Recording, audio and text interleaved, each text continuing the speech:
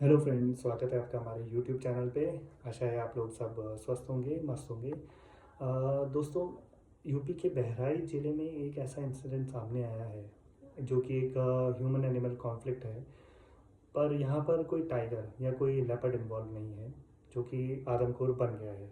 इस समय दोस्तों यहाँ पर भेड़ियों का एक समूह, जी हाँ, भेड़ियों का समूह आदमखोर बन चुका है।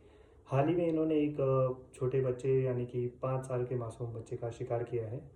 अब देखिए दोस्त, कोई भी जानवर जब इस प्रकार की घटना करता है या इस प्रकार की घटना को अंजाम देता है तो उसका सीधा मतलब ये है, इससे पहले हमें थोड़ा सा जो है इनका फूड साइकिल समझनी होगी दोस्तों।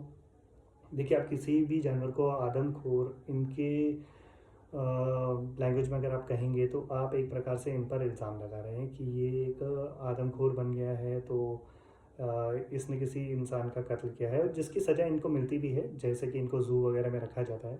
पर दोस्तों, उसके पीछे एक रीज़न होता है। देखिए, हम लोग जो हैं ह्यूमन स्पीसीज़, इनके नेचुरल जो खाने की लिस्ट है यानी कि जो इनका मेन्यू है उसमें इन्वॉल्व नहीं है, उसमें इंक्लूड नहीं है। तो फर्स्ट इंसिडेंट पे तो जब तक आप इनको नुकसान पहुंचाने की कोशिश नहीं कर रहे हैं, डरा नहीं रहे हैं या इनसे पंगे नहीं ले रहे हैं, तो ये आप पे अटैक नहीं करेंगे। ये आपको देखेंगे, नोटिस करेंगे ज़रूर और मुड़ जाएंगे या चले जाएंगे।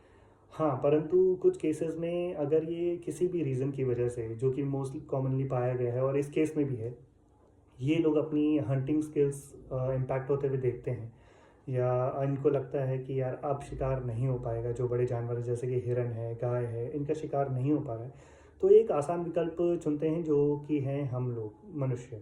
तो हम लोगों के पास कुदरत ने, प्रकृति ने ऐसा कुछ टूल या हथियार नहीं दिया है नेचुरली, जिसका हम उपयोग कर सकते हैं जब हम इनको लाइव काउंटर करते हैं। जैसे कि और जानवर, जैसे हाथी के पास टैस्क हैं, डियर वगैरह के पास इनके अपने एंटीलर्स हैं, गाय वगैरह के पास इनके हॉर्न वगैरह हैं। तो इससे ये फिर भी इनका मुकाबला कर सकते हैं। पर हम लोग जो हैं, अपनी हिम्मत ही हमारे अंदर एक ऐसी चीज़ है जिसका जिसके होते हुए हम इनका मुकाबला कर सकते हैं।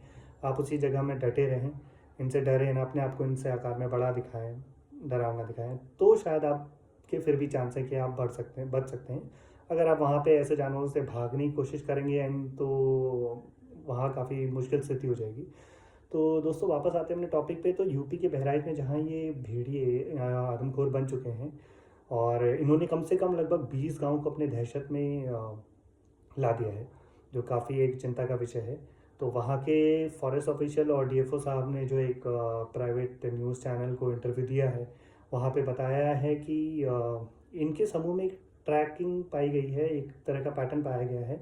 जब ये लोग इनके पग मार्क्स में, तो पाया गया कि वो उनमें से एक भेड़िया है जिसका 3 पाँव का वजन तो ज़मीन पर बराबर पड़ रहा है, पर एक पाँव जो है वो थोड़ा सा हल्का पड़ रहा है। तो इसका साफ मतलब है कि ज़रूर उसका पैर किसी प्रकार से चोटिल या घायल है, जिसके वजह से वो शिकार नहीं कर पा रहा। अब दोस्तों, भेड़िया जो है सॉलिटरी एनिमल नहीं है, समूह में रहता है और शिकार भी मिल बांट कर करता है, मिल बांट कर खाता है। तो जैसे टाइगर इसके विपरीत है, वो एक सॉलिटरी एनिमल है, नॉक्टर्नल एनिमल है, उसकी अपनी टेरिटरी है। भेड़ियों की भी होती है, ये एक दिन में 60 से लेकर 70 किलोमीटर तक का ट्रैक कर सकते हैं। पर ये लोग समूह में शिकार करते हैं और हमेशा अक्सर आपको समूह में ही पाए जाते हैं। तो लोग अक्सर भेड़ियों और जैकल में भी थोड़ा सा कंफ्यूज होते हैं। जैकल जो है वो सियार हैं, वो थोड़ा लुक्स उनका डिफरेंट होता है। तो भेड़िए जिस प्रकार से आपका टाइगर, गुलदार और चीता में वेरिएंट्स है, हालांकि वो एक ही जनजाति के हैं, इसी प्रकार आपके जैकल, आपके लोमड़ी और भेड़िए, ये सब भी हल्के हल्के डिफरेंस लिए हुए हैं, जिनमें से भेड़िए काफ़ी ज़्यादा आक्रामक पाए जाते हैं और बहुत ही कम सुनाई देता है कि जहाँ पर भेड़ियों द्वारा किसी मनुष्य का शिकार किया गया हो। तो अक्सर मूवीज़ वगैरह में तो हम देखते सुनते हैं, पर रियल लाइफ में ऐसे इंसिडेंट काफ़ी कम हैं। तो अब दोस्तों, वहाँ पे गवर्नमेंट ऑफिशियल्स ने अपनी जो गाइडलाइंस जारी की हैं, उसके अनुसार मैं तो यही उम्मीद करूँगा वहाँ पे बहराइच के जितने भी आसपास के लोग हैं, जितने भी गांव इसकी दहशत में हैं, तो वो लोग जो हैं अपनी पूरी सुरक्षा का ध्यान रखें, अपने छोटे बच्चों को। देखिए दोस्तों, एक और इम्पॉर्टेंट इन्फॉर्मेशन आपको शेयर करना चाहूँगा।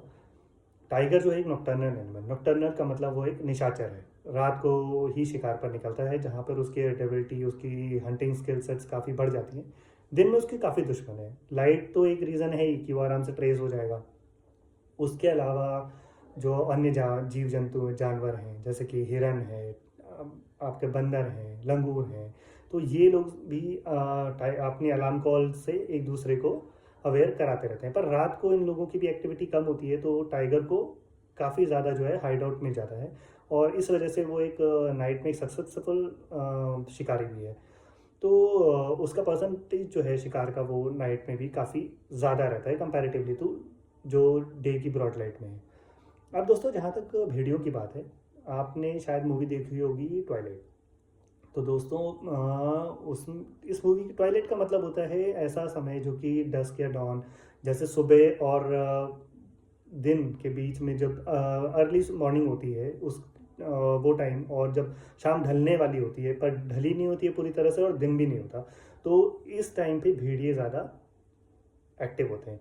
तो ये आप अगर आप ह्यूमन एक्टिविटी देखें, तो हम लोगों का भी क्या है कि या तो अर्ली मॉर्निंग में, मतलब शहरों की बात नहीं कर रहा हूँ मैं, यहाँ गाँव कस्बों में इसी टाइम के दौरान, क्योंकि लोग अक्सर 3, साढ़े 3, 4, साढ़े 4 बजे सुबह से लेके 5-6 बजे तक अपनी नॉर्मल कसरत, एक्सरसाइज, दिनचर्या स्टार्ट कर देते हैं। उसी प्रकार शाम को बच्चे, आप जानते हैं कि अक्सर शाम को ही खेला करते हैं, ना दिन में खेलेंगे ना रात को खेलते हैं। तो वहाँ पे शाम को जो है छोटे बच्चों की एक्टिविटीज़ ज़्यादा रहती हैं।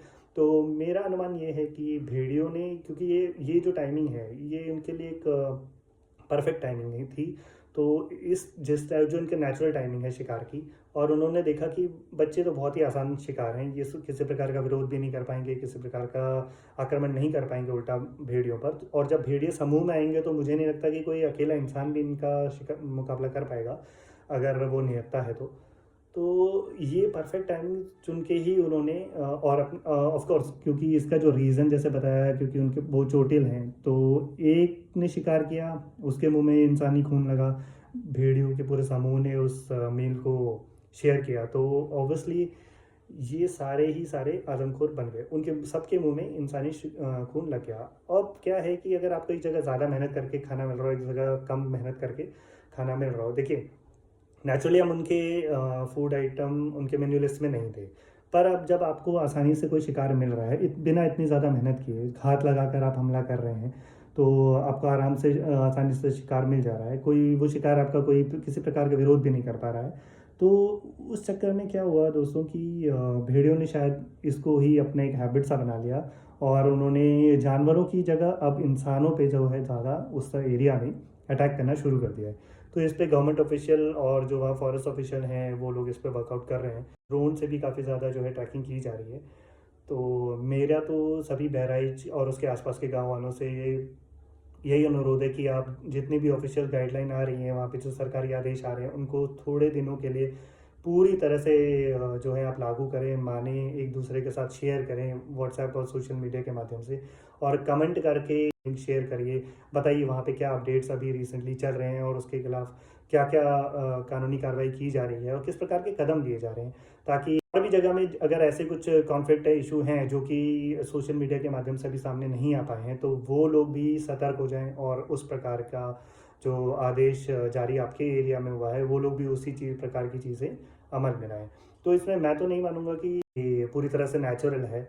इसमें उनके जो हंटिंग स्किल्स है उस पर थोड़ा सा इम्पैक्ट हुआ है, जिसकी वजह से उनका जो शिकार करने का रूट है, जो शिकार है, वो डाइवर्ट हो गया है, वो जानवरों से ज़्यादा इंसानों की तरफ हो गया है, जो कि काफ़ी दुखद है।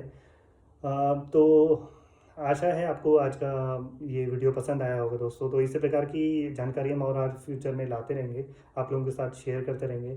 तो बने रहिए हमारे चैनल पे, लाइक कीजिए, इसे सब्सक्राइब कीजिए, और दोस्तों के साथ भी शेयर कीजिए। धन्यवाद।